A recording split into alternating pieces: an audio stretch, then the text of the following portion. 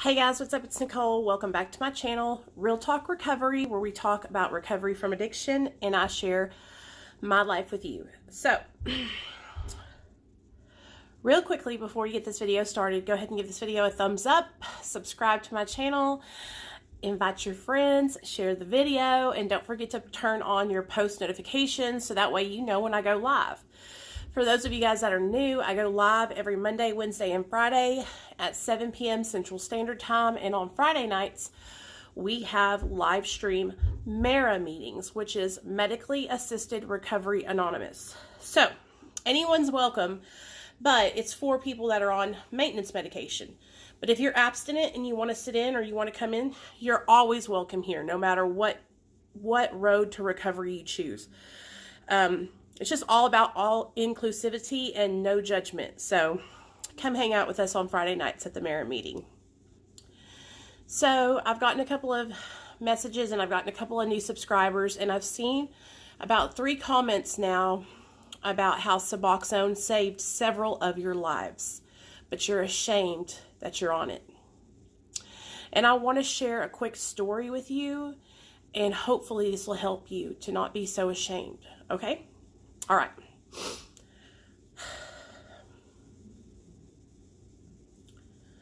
Four and a half years ago, my son was taken from me by the Department of Human Services, aka Child Protective Services. When my son was taken away, he was put into a foster care home, and I went straight into rehab.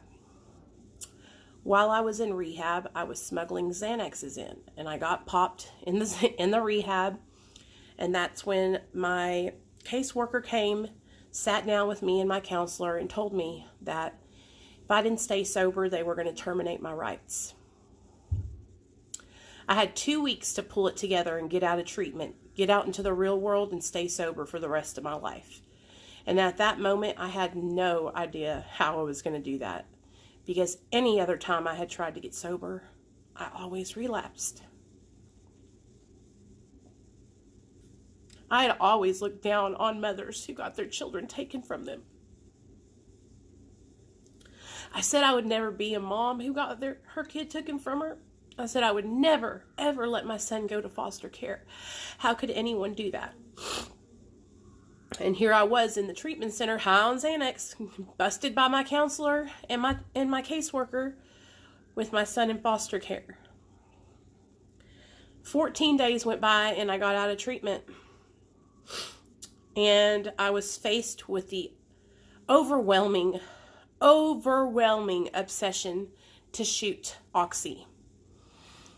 I don't know what it was about Oxy and me, but I didn't crave methamphetamine like that. I didn't crave cocaine like that, but I always craved benzos and opiates. When I came out of treatment, my husband picked me up and he told me he got put on Suboxone.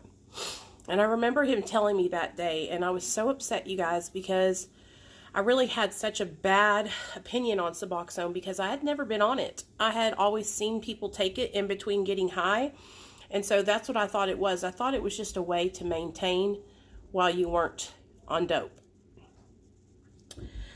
I thought it was basically staying high. But I could see in my husband that he was, 1, not sick, 2, going to meetings. He had gotten a job and he was doing good. He wasn't failing his drug tests for the CPS worker, and he was doing it all without treatment. See, I had the opportunity to go to treatment, but my husband didn't. So he was out here trying to get his life together on his own, and I was in rehab. I had that opportunity at least. So when I came out, we sat down, we talked about it, and then we went and met with my therapist, my CPS worker, and our doctor, and called my parents, because at the time my parents lived in New York. Because my parents ran away to New York to get away from me and my sister, who were so high that we were killing ourselves. And my parents loved us so much, and they tried so many things to help us. And my dad couldn't watch us doing this to ourselves anymore. So they moved up to New York and retired, because that's where I was born and that's where my dad is from. So they moved up there and retired, and me and my sisters were back here in Arkansas, high as hell. Well, we sat and talked with a doctor, and I talked with Neil, and that's when I decided to get on Suboxone also. I got on Suboxone, and within the first, I want to say 4 days, I felt regular. I didn't feel like I was fiending for opiates. I didn't feel like I wanted to relapse anymore. I had stability in that, just within that first week. Right after that, I went out and got a sponsor in AA.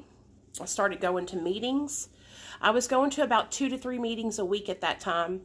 At that time, I didn't have a car. I was pushing my son in a stroller everywhere I went, you guys. Everywhere I went. My mother and father-in-law would help me, like, take me to work and stuff. But for the most part, I was walking. If I wanted to go with my son to Chick-fil-A, I put him in the stroller and we rolled on down to Chick-fil-A. If I wanted to, go to the shopping center down the street, I'd put my son in there and we'd roll on down. So I didn't just get on Suboxone and say, okay, Suboxone saved my life.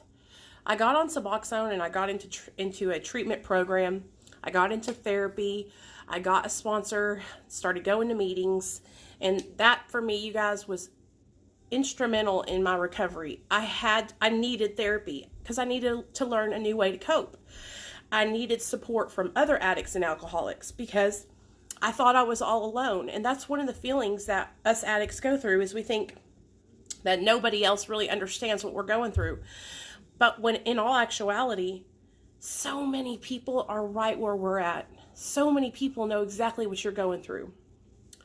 So I got on Suboxone, and that was in that was in August of 2015. And I've been on it ever since. I was on 12 milligrams. And today now, as I speak to you guys, I'm on 4 milligrams. And I actually go to the doctor February 14th, and I'm going down to 2 milligrams.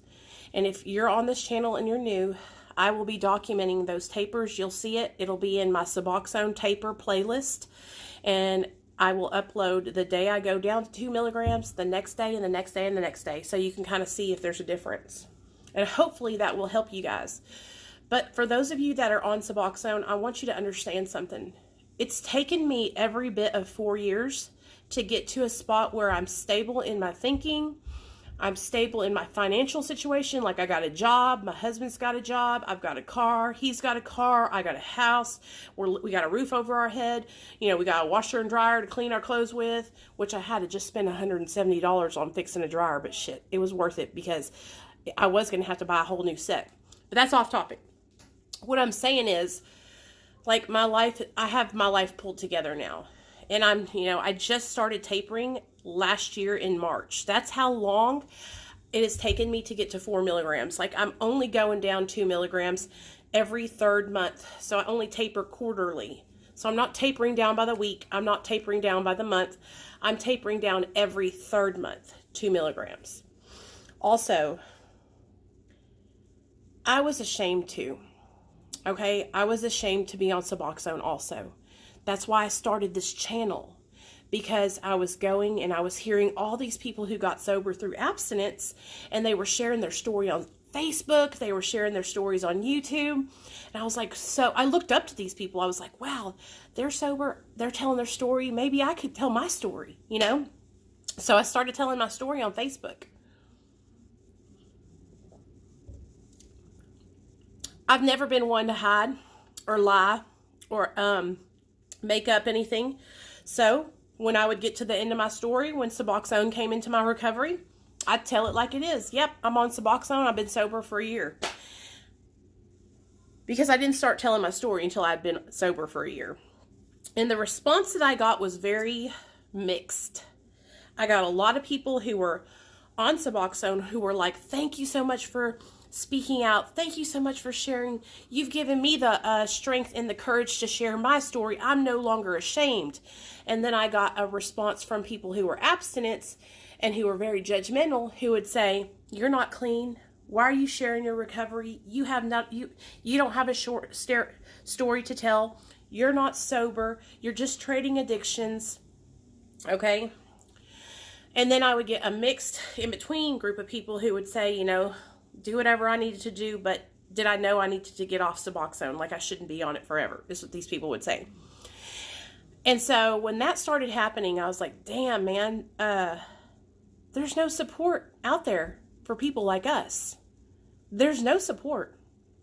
That was 2 years ago. 2 years ago, a friend of mine named Jeff started a group called MARA, Medically Assisted Recovery Anonymous. And since then, MARA has started sprouting up all over the United States. There are in real life meetings you can find in your state. And every Friday at 7 p.m. Central, we have a MARA meeting here on my channel.